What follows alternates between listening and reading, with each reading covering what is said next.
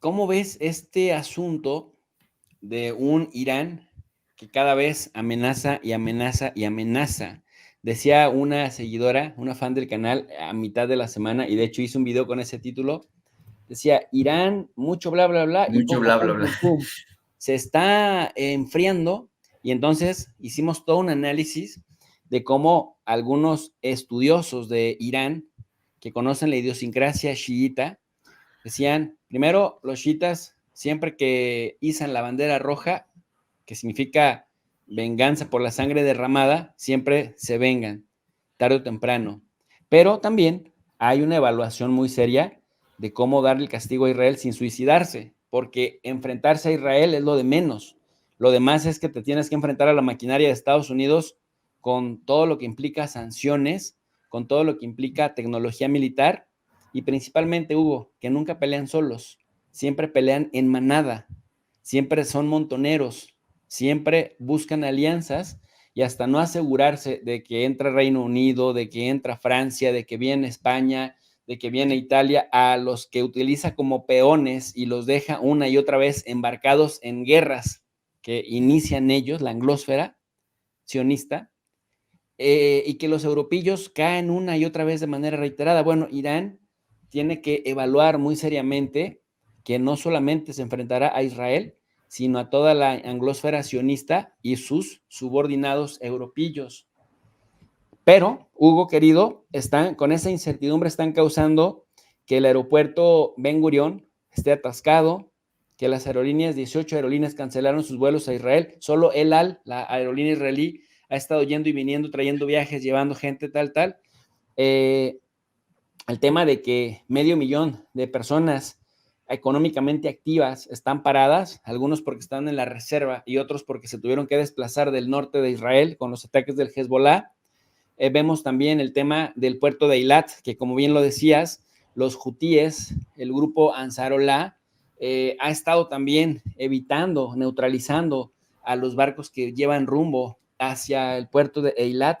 Y Hugo, recientemente, seguramente estuviste al tanto, Estados Unidos y Reino Unido volvieron a atacar Hodeida, este puerto importantísimo de Yemen, y al final reconocieron que habían fracasado en neutralizar la fuerza de los hutíes, que están ahí resilientes y que lo único que piden es que Israel deje de fastidiar a los palestinos. Y hoy, bueno, este 9 de agosto, vemos que con todo lujo de descaro asesinan impunemente a otras 100 personas en una escuela mientras dormían. Entonces te quiero preguntar por esto, ¿cómo ves el tema de los efectos de las amenazas de Irán y el tema de si Irán saldría perjudicado en mayor medida si no ataca después de que han vociferado tanto? Algo que me he dado cuenta en estas últimas semanas es que además de, y juntando lo de Venezuela en su proceso electoral, que definitivamente ha habido una guerra electrónica, tecnológica de quinta generación, si se puede decir, con este tema de los ataques cibernéticos, ¿no? Esto de los viruses y también de la guerra informática o informativa en las plataformas X, YouTube, etcétera. Vemos que hay obviamente un panorama de guerra diverso al cual tendríamos que adaptarnos todos los que hacemos análisis y también recomendaciones porque ha evolucionado. Y creo yo que hay una guerra regional que se está disputando muy fuertemente en Asia y también hacia el África, centro de África hacia el norte. Se están activando prácticamente todos los conflictos. De hecho, en las últimas horas también nos enteramos de lo que está pasando en Libia con una reactivación de las milicias contrarias al gobierno impuesto desde la OTAN y desde la ONU. Y también podríamos estar mencionando otros conflictos y otros eventos que también se están activando en distintas regiones, en esa misma Heartland de Mackinder, ¿no? Entonces, quizás se está trabajando mucho en el tema de inteligencia. Algo que le ha dolido mucho al gobierno de Irán es, antes de hacer tierra arrasada, es saber qué mismo pasó, ¿no? Y ahora ya sabemos que el misil fue direccionado a través de un WhatsApp, de un mensaje de texto que recibió, bueno, se entiende que fue un WhatsApp que tenía un virus para la inteligencia, para los espías del israelismo, y que dio la exacta ubicación donde se encontraba el líder político de Hamas, y que por eso fue tan preciso el impacto que acabó con su vida en este edificio, en este lugar de huéspedes. Entonces, hay una guerra tecnológica brutal, se están sacando o sea, las nuevas armas. Cuando veíamos en el conflicto del Golfo Pérsico que los estadounidenses estrenaron estos misiles personales, estas armas antitanque, ¿no? Los famosos Javelin, y todos veíamos y decíamos, wow, qué tecnología que tienen los estadounidenses en la tormenta de desierto y tanta cosa, y hacían todo este alarde en CNN. Eso era la tecnología de los 90. Ahora en cambio estamos hablando de tecnología que está en estos aparatos y que también se diversifica sin tener realmente nosotros noción de qué se está jugando, además de los espías, ¿no? Pensamos que la guerra de espías terminó en la Guerra Fría, y eso es totalmente falso. Creo que el intercambio de prisioneros, entre ellos espías, entre Estados Unidos y Rusia, demuestra aquello, que hay movimiento, hay mucho movimiento de información, y obviamente la información termina siendo el arma más poderosa. Hoy, Scott Ritter, este analista ex militar de Estados Unidos, fue cateada a su casa en Estados Unidos. Ya están quienes hacían análisis de manera libre, como creían estar en un país democrático y libre de opinión y de expresión, pues ahora están siendo perseguidos. Eso te demuestra que en Estados Unidos se está sintiendo la presión de perder una guerra. Se está perdiendo la guerra en Ucrania, y Ucrania la está perdiendo, pero eso de facto significa que la OTAN ha perdido una guerra y se está avivando el avispero, y creo yo que los que están pagando los platos rotos con el dolor del alma, debemos decir, es población civil que no tiene ninguna protección antiaérea, como el caso de Gaza, y también población civil en otras regiones, ¿no? Como por ejemplo lo que está pasando en Kursk, tratando de abrir estos espacios, y obviamente el tema de Irán. Ahora Irán sabe que obviamente han roto sus medidas de seguridad, que hay espías de los servicios de inteligencia de Israel esperando ser activados en Teherán y en todo el país. Y como se ha activado también esta ley en Kursk y en Belgorod, esta ley de antiterrorismo, creo yo que vamos a ver mucho antiterrorismo en Irán, en el Líbano y en otras regiones. Usted atina muy bien también al decir que esta guerra también es de destrucción financiera. Creo yo que Israel está sufriendo, o el israelismo, para no ser censurados, está sufriendo un bloqueo a medida como la anglósfera, como usted bien, digámoslo, israelista. Yo tengo miedo de los términos porque cada día se ponen peor estas redes. Y los bloqueos que ha sentido Cuba, que ha sentido Venezuela, que ha sentido Nicaragua, los bloqueos que ha sentido, o más bien las sanciones que ha sentido Rusia, Irán por décadas, ahora la están aplicando estos países contra naciones aliadas de esta anglósfera, y el eslabón más débil de esta alianza de la OTAN es el israelismo, por ser una nación pequeña, por ser una nación con poca población, muy poderosa militarmente, pero si logran el objetivo de sabotear su comercio internacional, su aviación civil, su comercio, su banca y todo lo demás, sí, definitivamente estaremos en una igualdad de condiciones por primera vez después de 200 años, profe. Hugo, a propósito de la igualdad de condiciones y de lo que titulamos en el título, valga la redundancia, de este video, de esta sesión, Nuevo Orden Mundial, y esto que hablas del tema tecnológico y el papel que va a jugar. Recientemente, un funcionario de alto nivel del gobierno de Irán dijo que Irán ya tendría la ojiva nuclear lista. Es decir, que ya por lo menos, y no dijo una, sino de 6 a 12. Hoy, el diario Haaretz israelí, diario israelí de mayor circulación, el tercero me parece de mayor circulación en Israel, publica un informe o un resumen de un informe del Establishment de Seguridad de Estados Unidos, en donde funcionarios de alto nivel, es decir, del Pentágono, valga la redundancia, también reconocen que Irán ya está mejor posicionado en lo referente al tema nuclear. Y dicen, es que si Irán en este momento se pone a hacer ojivas nucleares, ya consideran ellos que con sus cálculos y lo que han espiado, Irán ya está en posibilidad de crear ojivas nucleares, y cuando las tenga, dicen, esto le cambia completamente la jugada, es decir, los ha sorprendido, sorprendió a todos prácticamente, Hugo, porque en paridad tecnológica, aunque todavía no en el ritmo cuantitativo, sí ya en lo cualitativo, Irán les ha ido cerrando camino. Pero además, otra cosa que sorprende tremendamente es que Rusia, antes de lo de Ucrania, antes de que se diera esta guerra tremenda con la OTAN en Ucrania, Rusia también respetaba las sanciones estadounidenses contra Irán. Es decir, Rusia tampoco le vendía sistemas de defensa avanzados a Irán, tampoco le vendía insumos. O sea, Rusia de alguna manera también se apegaba a las sanciones de Estados Unidos. Hoy no.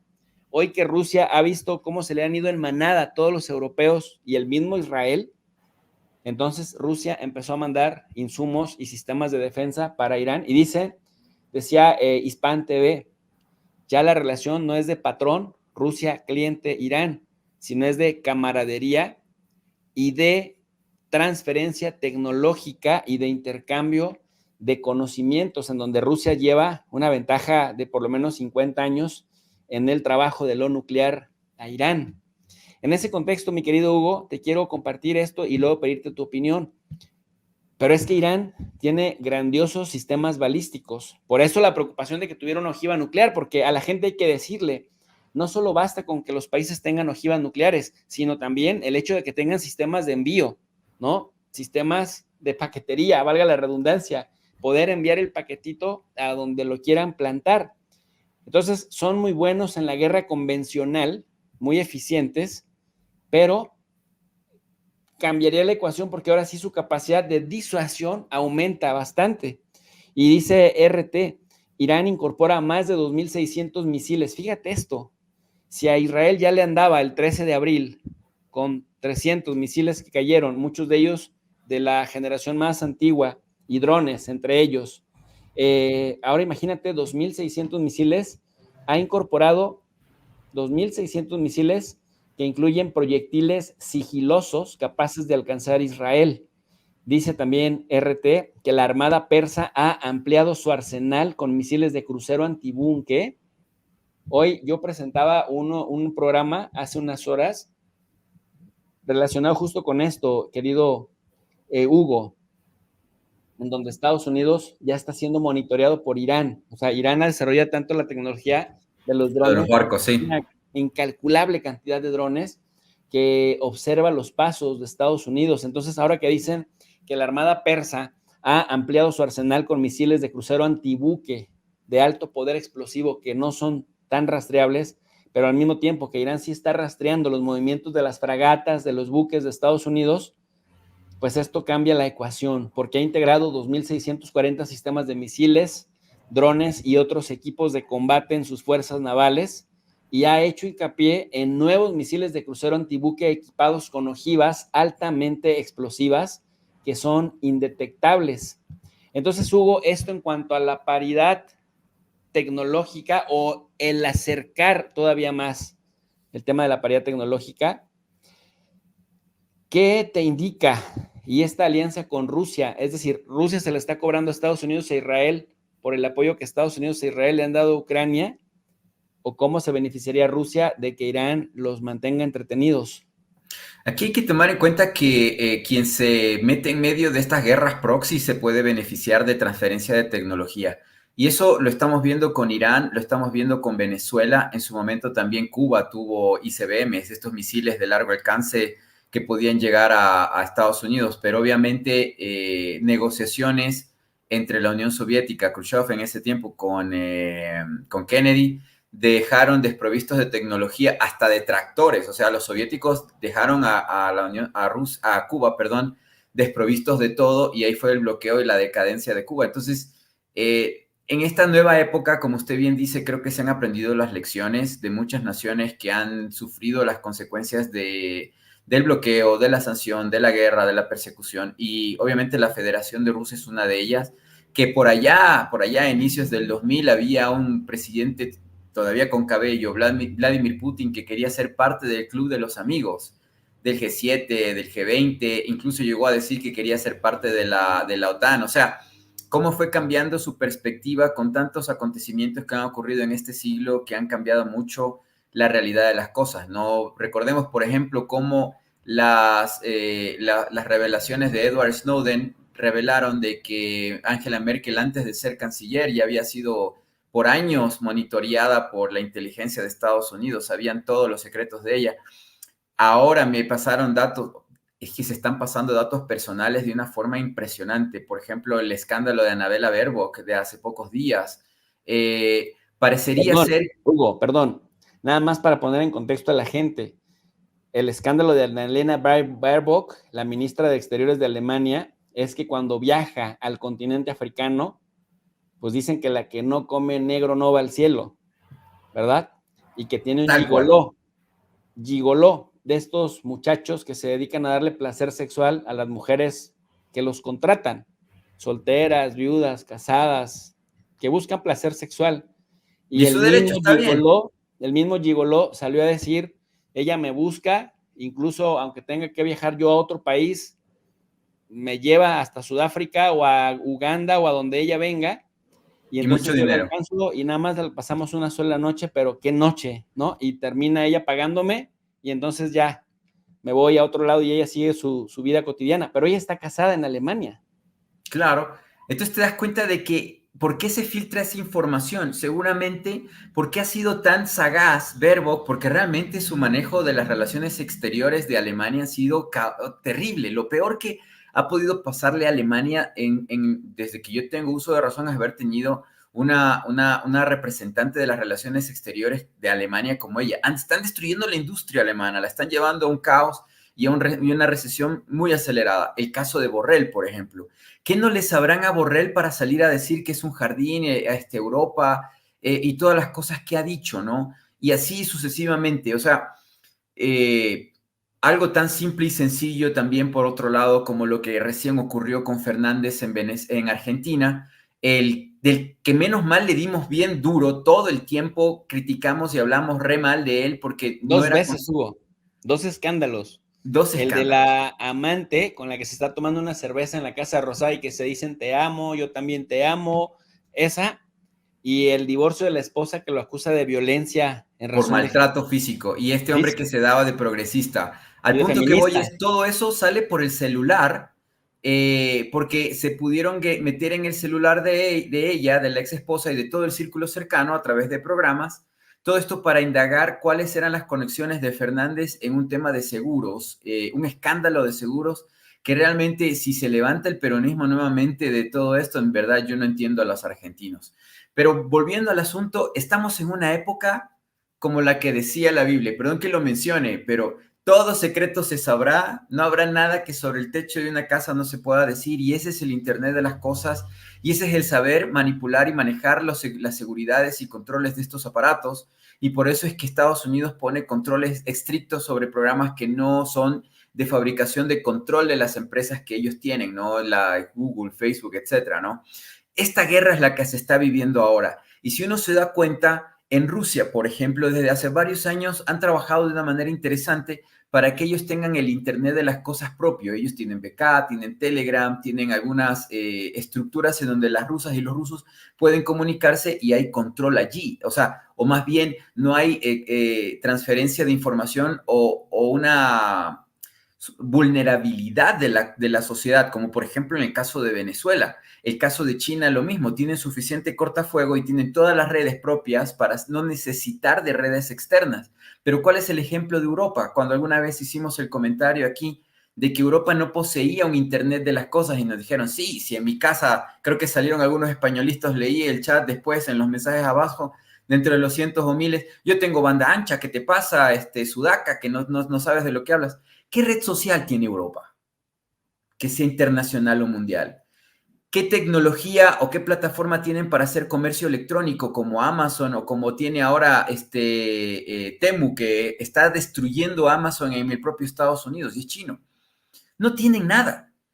Y en nuestros casos en América, algunos casos excepcionales que yo no sé por qué existen, ejemplo Mercado Libre, por citar este caso argentino que lo llaman unicornios, procesos en donde ha habido redes que se han creado de manera local y que provocan o tienen cierta autonomía y que vuelven a la sociedad menos vulnerable. Porque si te están manipulando por X, porque el algoritmo fue brutal durante las elecciones en Venezuela en nuestra red, en YouTube. No podías encontrar la Telesur, no podías encontrar a Venevisión, a la televisión pública de Venezuela. Era casi imposible. Tenías que meterte mucho a buscar en la lupa y encontrabas por ahí cuentas de terceros. Entonces, realmente hay una guerra de relatos y es una disputa muy fuerte, muy complicada, donde hay mucho poder. Esto va a ser triplicado ahora en Estados Unidos. Y obviamente en esta pugna de poderes en Estados Unidos interna están surgiendo los espacios o las posibilidades para que estas grandes potencias que sí tienen una estructura política y social mucho más organizada está circulando, porque China y Rusia no tienen estos problemas de la drogadicción, no tienen los problemas sociales que tiene Estados Unidos ni Europa. O sea, tienen todas las condiciones para que los BRICS funcionen, para que se junten ahora en esta última reunión que va a haber en Rusia. Venezuela va a estar ahí Irán, y yo creo de verdad que los chihuahuas que nos quedamos afuera por seguirlo al reino en decadencia, por decirlo de alguna manera, vamos a vernos como avergonzados, ¿no? Como ese rey que andaba desnudo porque le dijeron que su túnica la veían solo los inteligentes o algo por el estilo. Así estamos de mal. Y definitivamente el caso de Venezuela es uno muy claro y muy real, en donde los países que se van a reunir en Panamá, esta reaparición del Club del Pacífico, son los mismos países que no dicen nada en contra de lo que está pasando en la Palestina ocupada, y que al fin y al cabo estamos perdiendo enormes posibilidades de crecimiento, de inversión, de financiamiento, porque creemos que las cosas, y en relaciones internacionales y en geopolítica hay que darse cuenta que todo cambia, nada puede durar demasiado, y que obviamente el grande, el pesado, el gigante tiende a caer por su propio peso, ¿no? Entonces, eso es lo que estamos viendo últimamente, y obviamente creo yo que lo que está por venir en Tel Aviv y en sus alrededores es algo que se está gestando y se está dialogando y conversando de manera con mucha inteligencia las agencias de inteligencia de Irán, China obviamente, y por supuesto también Rusia,